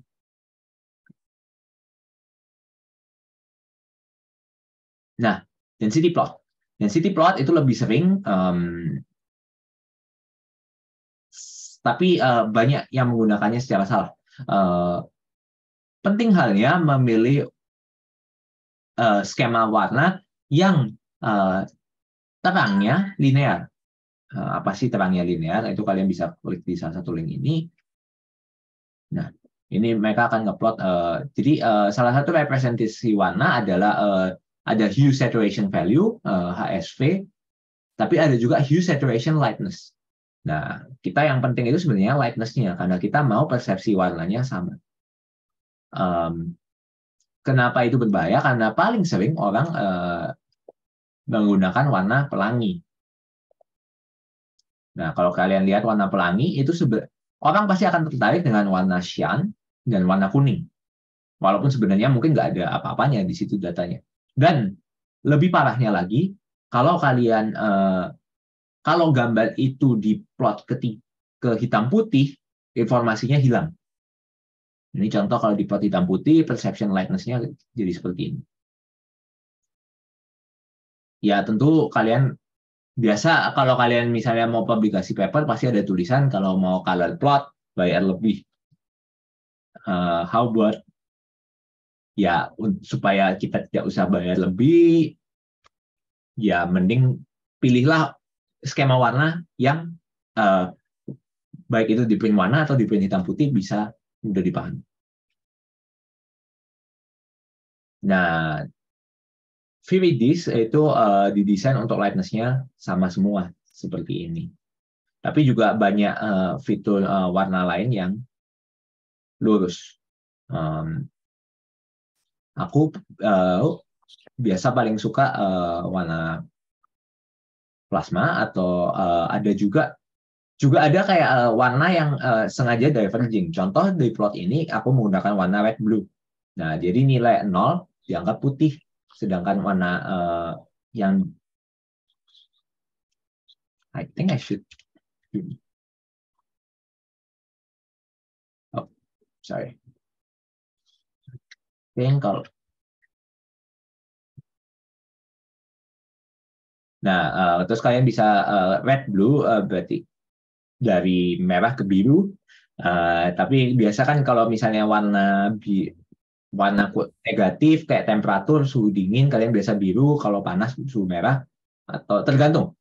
Nah, jadi ada namanya diverging, jadi nilai yang tengahnya itu paling terang, nilai-nilai menjauh dari tengah itu warna yang spek kayak hue-nya berbeda, kayak jenis warnanya berbeda, tapi lightness-nya masih sama. Jadi biasa yang biasa dipakai merah biru. Nah, untuk density plot sama seperti kontur, akan tetapi karena kalian bisa kalau fungsi p color itu sama persis inputnya seperti kontur, nilai x dan y-nya harus dalam bentuk dua dimensi juga. Tapi kalau p color mesh kalian bisa masukin x dan y yang vektor. Jadi ini x dan y yang tadi kita sebelum kita masukkan ke mesh grid. Nah, lalu setelah itu kita pilih warna color map-nya, kalian bisa cek di sini, ini link bisa diklik, kalian bisa banyak pilihannya. Nah, lalu setelah itu kayak kalian bisa atur kayak minimum warnanya apa, dari -2 sampai 2 misalnya aku di sini. Kalau aku mau misalnya warnanya lebih pekat, aku bisa turunin dari -1 ke 1 contohnya. Seperti itu. Tapi tentu kalau -1 ke 1, beyond that, kayak kalau ada nilai yang lebih dari 1, semua warnanya jadi warna di 1 tentunya. Jadi ini bisa kalian gunakan atau kalian manfaatkan sesuai dengan kebutuhan. Let me put this back to 2. Nah, yang paling penting dari kalau kalian menggunakan warna, kalian juga harus menambahkan color bar. Ada banyak cara menggunakan color bar, tapi ini yang paling sederhana, yaitu kalian yang kalian panggil bukan aksisnya, tapi figurnya. Kenapa? Karena color bar ini sendiri, dia akan membuat aksis khusus yang ditambahkan ke figur. Jadi dia color bar ini tidak bisa hidup di dalam aksis yang sama, karena ya kalau kalian lihat sumbunya berbeda, kan ini kan sumbu sendiri.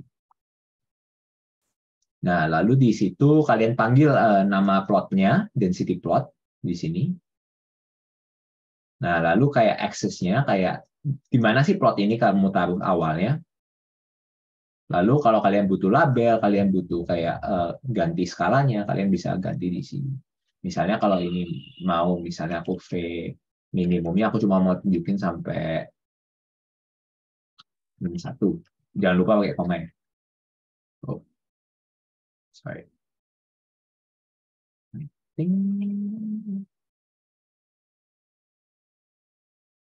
Let me double check. Ya, tapi ya bisa dicek. Kalau ada apapun, kalau misalnya kayak seperti ini, aku lupa gimana cara gantinya, langsung aja Google, lip, forward bar, set minimum value. Link pertama biasanya bekerja, kalian set. Ya, ini basically bilang kayak change aja di back color-nya. Oke, doesn't really solve.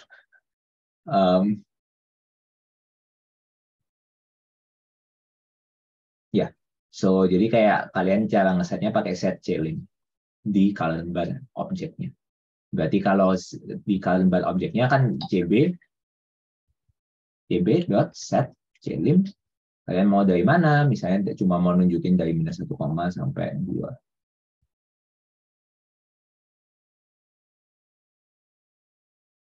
Oke. Depreciated will be removed.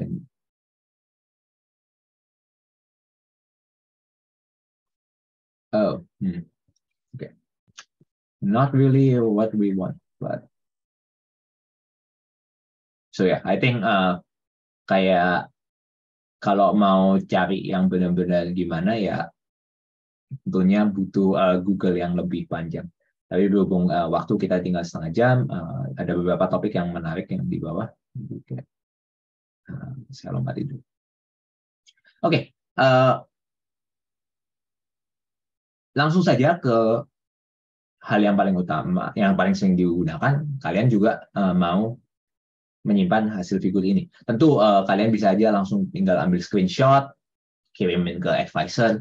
I think everyone is doing that. Kayak maksudnya kayak semua orang biasa kayak ngelakuin itu, kalau kecuali kalian udah punya kayak sistem workflow yang bagus untuk dari kayak file yang di save ke kirimkan ke advisor atau apa. Nah, untuk nge-save pakai kalian panggil figurnya terus langsung save figure. Spesifikasi lokasinya, kalian mau transparan atau tidak. Ingat, transparansi hanya bisa ada di file PNG, PDF, EPS, SVG. Basically vector file atau PNG. Nah, lalu bbox inches ini adalah kalau misalnya, kan kadang kalian nambah-nambahin akses. Tidak ada restriksi untuk, aksesmu harus di dalam figur. Contohnya, kembali lagi ke yang dari paling awal. Nah, ini kan kayak kita spesifikasi aksesnya secara manual. Aku taruh di ujung kirinya di X 0,2. Kalau misalnya ini aku taruh di 1,2, janganlah. 0,8. Katakanlah 0,8 dengan panjang aksis 0,7. Pasti lebih dari ukuran figur kan, dari 0 sampai 1.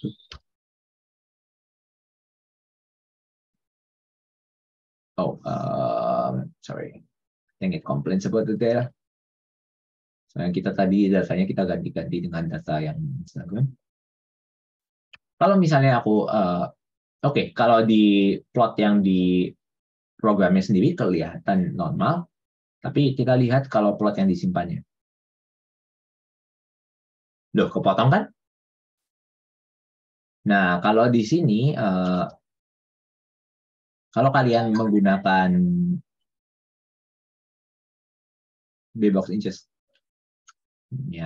type, itu akan mengubah representasinya. Bentar.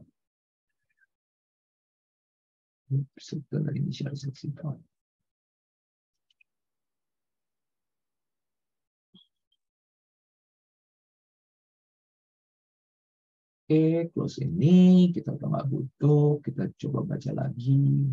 Nah, secara otomatis dia akan mengecilkan ukuran kertas yang akan disimpan, ukuran filenya, untuk mengakomodasi semua isi akses artis yang kalian gambar. Tentu ada kerugiannya. Kerugiannya adalah aku belum konfirmasi, tapi bisa jadi ukurannya tidak pas. Jadi kalau kalian pakai ini, kalian harus double check dulu ukurannya, outputnya bagus atau tidak. Sebenarnya bisa aja sih. Let me download this. Kita tahu ukuran filenya harusnya 1200 kali 900.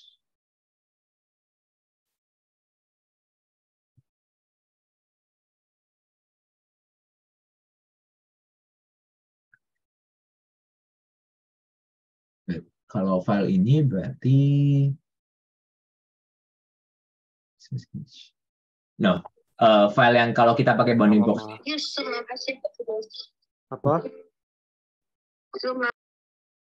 Kalau kita pakai bounding box inches, kayak ukurannya dari harusnya 1200 kali 900 jadi 1068 kali 912. Which is okay, I guess.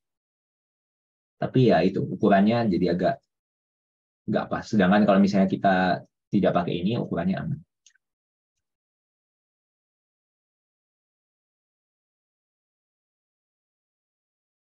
Oke, nah plot dengan banyak aksis. Ini paling sering keluar, paling sering digunakan juga. Kalau kalian mau plot dengan mudah tanpa harus kayak ngukur kayak gimana-gimana, kalian bisa langsung aja pas di plot subplot, kalian spesifikasi berapa jumlah kolom plot yang kalian butuhkan, berapa jumlah baris yang dibutuhkan, kolom yang dibutuhkan, ukuran figurnya mungkin harusnya aku tambahin di sini, atau kalau enggak kalian juga bisa ganti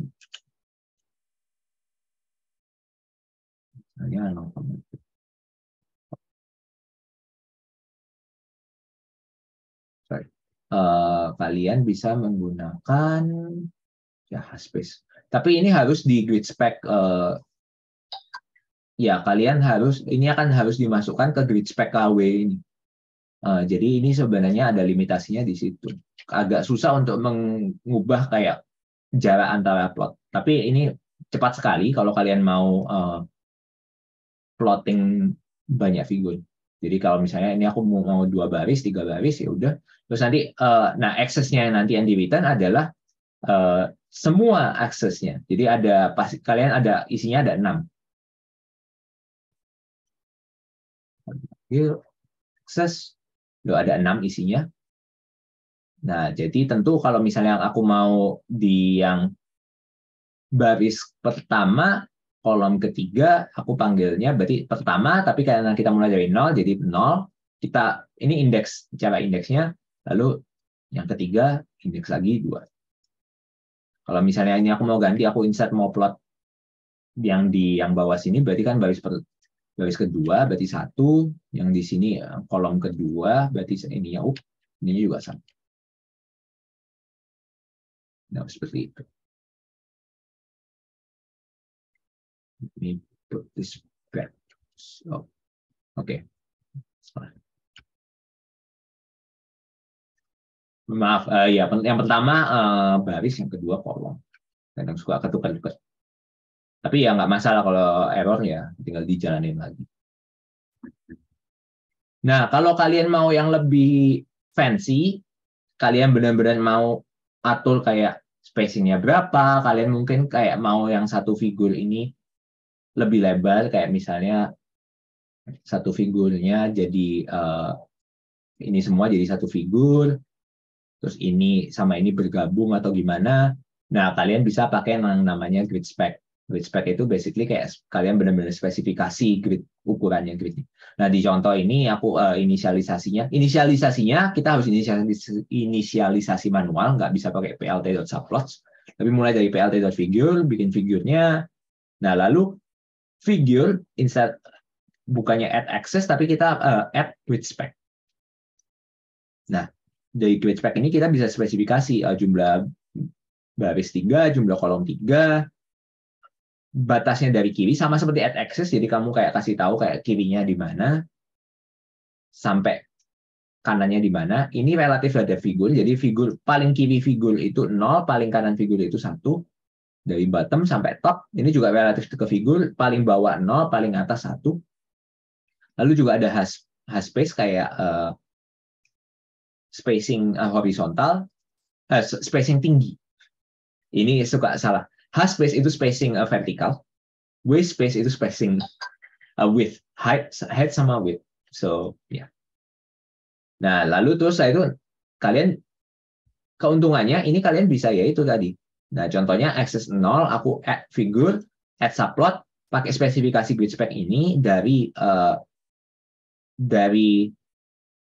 kan titik 2 sampai minus 1, berarti sampai sebelum komponen paling terakhir. Berarti karena ini ada 3, berarti dari baris pertama sampai baris kedua, dan ini semua kolom. Sama seperti ini berarti yang di paling bawah, di baris yang paling bawah, dari titik 1, ini basically sama aja kayak 0. Lalu berarti ini ngasih satu figur di bawah yang paling switch back ke baris ketiga, kolom pertama, ini akses lagi yang paling bawah, kolom paling kanan. Kita lihat aja keluarnya gimana. Nah, benar kan? Jadi kan ini hasilnya 3 kali 3, akses 0 itu yang ini, dia kombinasi sampai baris sebelum paling bawah, semua kolom. Yang di sini kayak, lalu yang ini kita kasih baris paling bawah, kolom pertama, baris paling bawah, kolom paling kanan. Kalau misalnya ini mau aku, yang sebelah ini mau aku panjangin, berarti kan kayak dari sampai 2. Ya, seperti itu. Oke, sampai di sini ada pertanyaan. Materinya udah mulai makin advance ini. Going once, going twice. Oke. Nah, berikutnya adalah penggunaan latex. Latex untuk teman-teman yang sering adalah bahasa penulisan, biasanya digunakan untuk menulis makalah ilmiah, jurnal, terutama karena itu sangat mudah untuk menggunakan menulis equation atau persamaan. Biasanya kan digunakan kalau kalian mau memberikan label dengan huruf latex. Kalau kalian menjalankan Jupyter Notebook di lokal dengan instalasi Python lokal, maksudnya di komputer kalian, kalian juga harus menginstal Python di sana. Nah, tapi kalau kalian ingin menggunakan Google Drive dengan Google Colab ini, kalian juga bisa menginstal, cuma ini butuh waktu cukup lama. Jadi coba saja kita jalankan. Ini basically kayak tanda seru di sebelum itu akan mengirim apapun komen setelah tanda seru akan dikirim ke komputer kalian itu sendiri. Jadi harus hati-hati. Tapi kalau ini kan di komputernya Google ya udah kayak nggak masalah. Jadi kayak komen ini kalian bisa lihat dari mana. Itu basically akan berusaha menginstall DVI PNG, TextLive, basically semua komponen untuk latex yang dibutuhkan secara ini semua akan ke download ke filenya Google. Tapi karena setiap kali kalian menjalankan dokumen, server kayak komputernya yang kalian pakai itu akan berubah, jadi kalian harus menjalankan ini setiap kali. Well, tapi kalau kalian ngelakuin ini di komputer kalian, ya kan kalian install program cuma sekali, gitu. Jadi nggak butuh detail. Dan ini cuma hanya bisa berlaku di Linux ya. Jadi kalau kalian punya Windows, jangan semua dokumen, maksudnya semua dokumen ini kalau kalian berusaha download di komputer kalian dan kalian berusaha jalankan, nggak bisa jalan kalau kalian cuma punya Python yang misalnya kalian install dari Anaconda. Kalian juga harus install latex terpisah di Windows tapi nggak bisa pakai komen ini karena ini kan komennya Linux. Tapi kan komputer yang dijalankan di Google ini komputer Linux, jadi komen ini jalan dengan baik. Oke, this might take some time. Dan oke, udah beres. Kira-kira butuh 1 menit. Ini kalian bisa lihat berapa lama jalannya. Nah, sebelum cara untuk menyalakan latex di Matplotlib itu kalian dengan menggunakan RC, yaitu kayak configuration, I think. Aku nggak tahu kepanjangannya apa. Itu dengan plt.rc komponen teks, jadi setting untuk teks menggunakan use text menggunakan latex true. Nah, kalau kalian misalnya mau nambah, kayak misalnya kan latex kan banyak package-nya, banyak library-nya, itu kalian menambahkannya seperti ini. Tapi jarang sih butuh. Nah, untuk ganti jenis font, secara umum bukan hanya latex, kalian bisa menggunakan plt.rc font monos. Family, ada monospace, ada serif, ada sans serif. Saya sendiri suka monospace karena monospace ukuran lebar fontnya itu sama semua. Jadi untuk animasi, kalau kalian mau bikin movie dari plotnya itu lebih gampang. Maksudnya kayak teksnya nggak gerak-gerak gitu loh.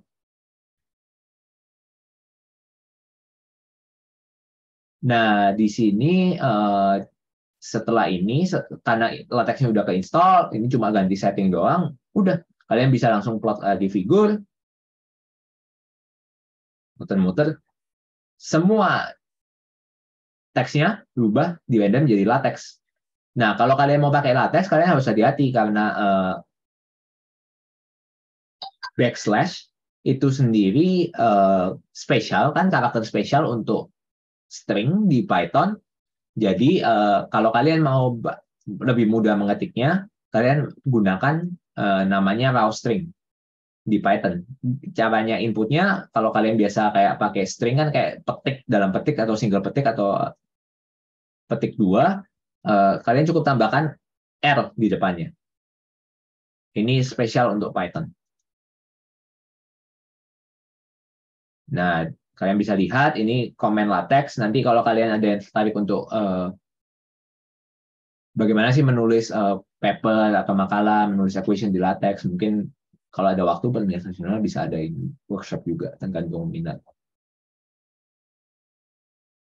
Nah, lalu seperti biasa karena ini latex, untuk equation diawali dengan simbol dolar, seperti ini, keluar semua. Nah, kita lihat label, ini kan aku nggak minta di render dalam latex, dia pakai font monospace. Nilai ini font monospace seperti ini bentuknya. Jadi kecuali kalian explicitly minta untuk latex, kayak dia tidak akan convert ke latex. Tapi untuk angka, hampir semua di-convert ke latex. Seperti itu.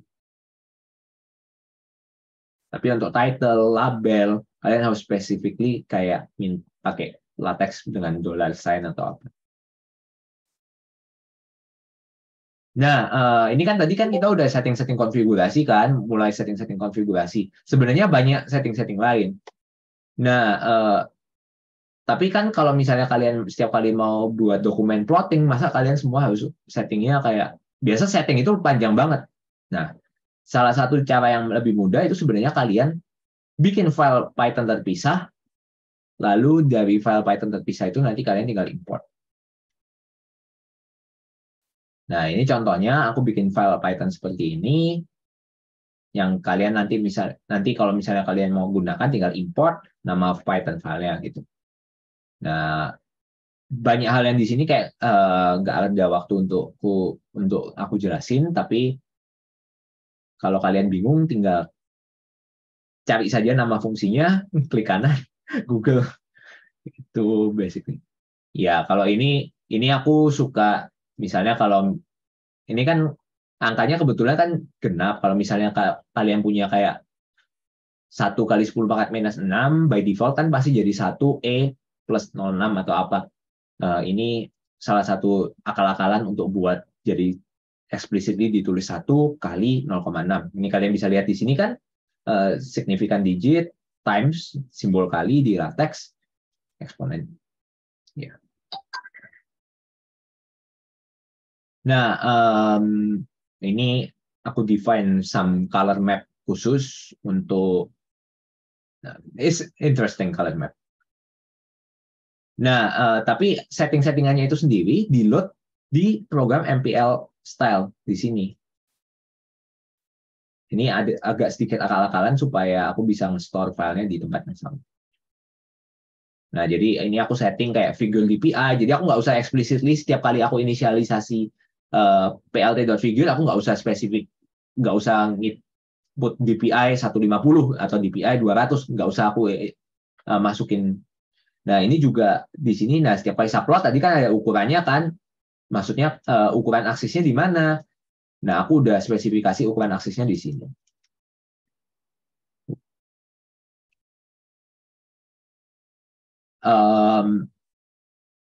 Saving figure, jadi sebenarnya figur yang kalian gambar dan figur yang kalian save, itu DPI-nya bisa beda. Kalau DPI-nya beda, Matplotlib akan re-render itu semua. Re-render semua aksisnya, semua plotnya.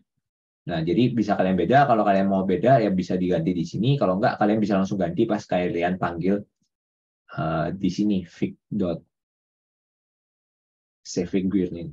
Kalian bisa tinggal ganti, di sini bisa kasih DPI berapa. Tapi daripada repot, aku biasa simpan langsung di sini. Terus aku suka gambarku transparan, jadi langsung otomatis save figure transparan di sini cukup. Terus tadi kayak yang untuk teks, use text, aku mau semua teksku pakai latex, jadi aku pakai set true. Terus font-font lain yang tidak penting aku mau monospace, aku bisa langsung simpan di sini. Access ini berapa tebelnya, seberapa tebal kotaannya itu aku set di sini, ukuran labelnya fontnya berapa. Nah, ini yang menarik. By default warnanya Matplotlib, kalau misalnya kalian mau lihat, by default kan warnanya kan selalu seperti ini kan, kayak biru-biru yang nggak jelas. Nah, aku nggak terlalu suka, jadi aku bisa definisi kayak cycle defaultnya. Jadi aku nggak usah selalu kasih warna untuk garis-garisnya. Jadi aku pakai biru, hijau, merah, cyan, magenta, yellow, hitam. Ada juga hal lainnya seperti tick, seberapa panjang ticknya atau macam-macam. Kalian tentu bisa semua ini kalian atur manual pada waktu kalian plotting, tapi kalau aku sih biasa kayak aku save setting, terus kayak at least setiap project aku punya satu kayak gini, tapi kebanyakan sih semua sama. Nah, yang terakhir ini, yang aku sampai di sini ada pertanyaan sebelum materi terakhir animasi, harusnya cukup cepat.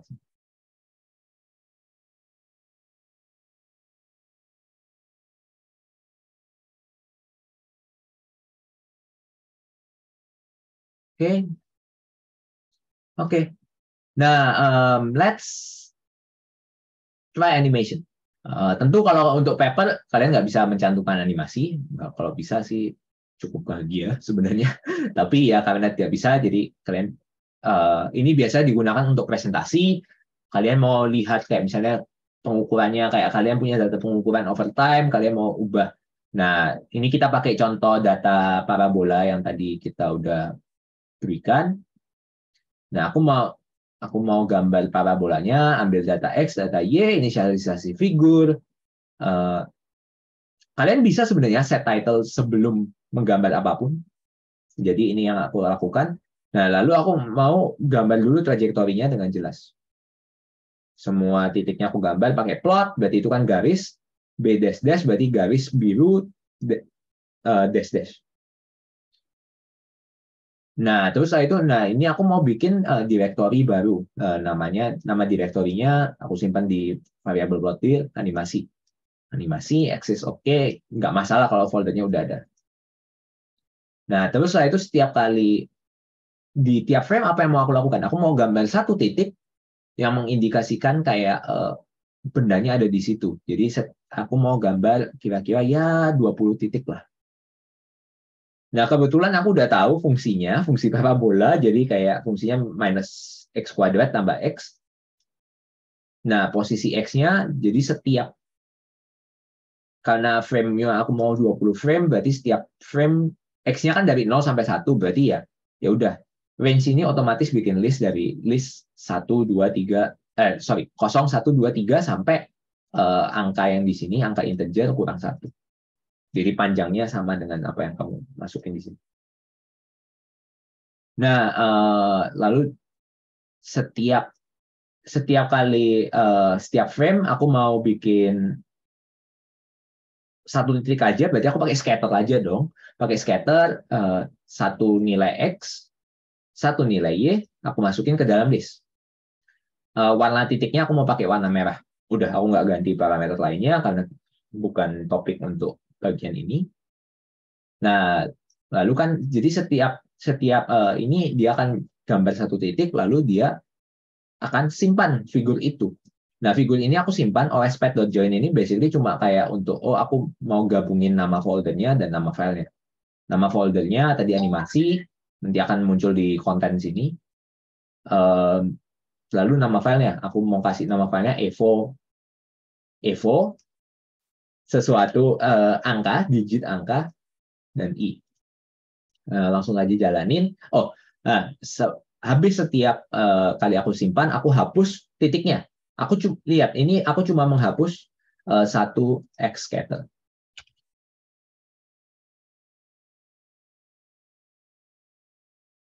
Oke, selesai ini karena yang terakhir di remove kan titiknya, jadi titiknya pasti nggak akan kelihatan.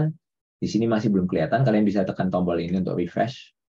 Keluar folder animasinya. Nah, ini sekarang udah ada 21 file. Kalau kalian lihat ini 0,5D ini aku mau bikin 5 digit, D ini integer. Kalau digitnya nggak nyampe, kasih 0. Jadi ini artinya di sini. Format I itu kayak digitnya yang ini kan. Tadi kan kita tahu I ini bakal mengambil angka 0, 1, 2, 3, sampai 20. Makanya ini di sini filenya seperti itu. Kalau kalian mau lihat isinya, file 00, ada titik di sini, misalnya file 05, titiknya udah di sini. Nah, untuk konversi ke animasinya sendiri, kita akan menggunakan Image Magick atau MPEG. Actually, I think kayak for this one, untuk yang kali ini sebenarnya pakai FFmpeg. FFmpeg itu adalah sebuah cross platform, di Windows ada, di Mac ada, di mana-mana ada. Jadi Image Magick juga bisa dipakai, tapi biasa untuk edit gambar.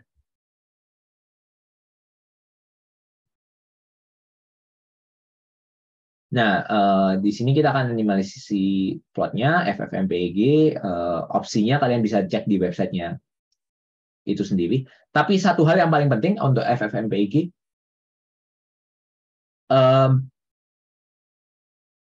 ukuran resolusi plot harus genap. Kalau tidak genap, codec YUV ini dia akan crash. Tentu dia akan tetap masih berusaha bikin suatu file MP4, tapi pas kalian buka nggak akan bisa jalan. Nah, di sini jadi fungsi ini basically untuk padding, untuk kalau misalnya resolusinya nggak genap, aku tambahin nih supaya jadi genap dua-duanya. Ini kok nama-nama codec. Nah, ini minus I input, ini inputnya. Nah, di sini itu inputnya aku nama filenya evo %05D, sama kan seperti ini. Sama aja di sini. Oke, terus nanti hasil nama filenya animasi.mp4. Minus R ini menentukan seberapa cepat pergantian frame-nya. Satuannya agak lupa aku. Kalau nggak, kalian bisa cek di websitenya FFmpeg. Oke, ini semua file dikirim ke terminalnya komputer yang kita jalankan. Oh, udah selesai. Oh iya, karena ini kan cuma 20 plot kan, jadi cepat. Biasa kalau kalian bikin animasi, biasa kan kalian mau kayak frame rate, entah tergantung frame rate kalian berapa, biasa sampai lama, kadang aku sering tinggal ya. Itu kalau kalian sering dengar teman-teman yang di desain grafis rendering. Oke, kalian bisa double klik, udah ke download. Kebetulan aku punya nama file yang sama, jadi otomatis Windows kasih ya, animasi D1. Oke. Nah, kalian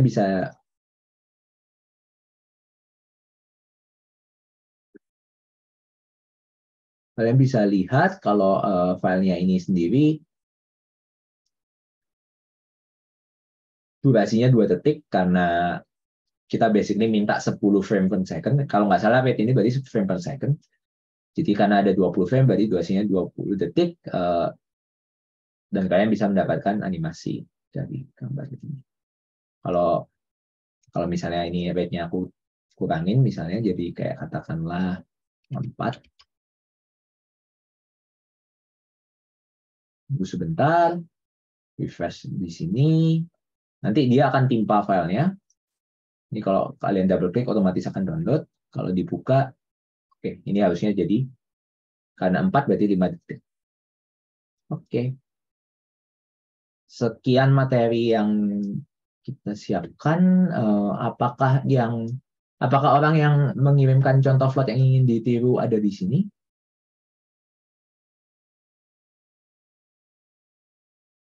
Kalau tidak ada, apakah ada yang mengirimkan contoh plot yang ingin ditiru? Once, twice. Oke, sepertinya tidak ada. Jadi sekian acara workshopnya sekali ini. Semoga berguna. Kalau misalnya ada pertanyaan apapun, silakan langsung bertanya saja. I will stick around for another kayak 10-15 minutes. Thank you.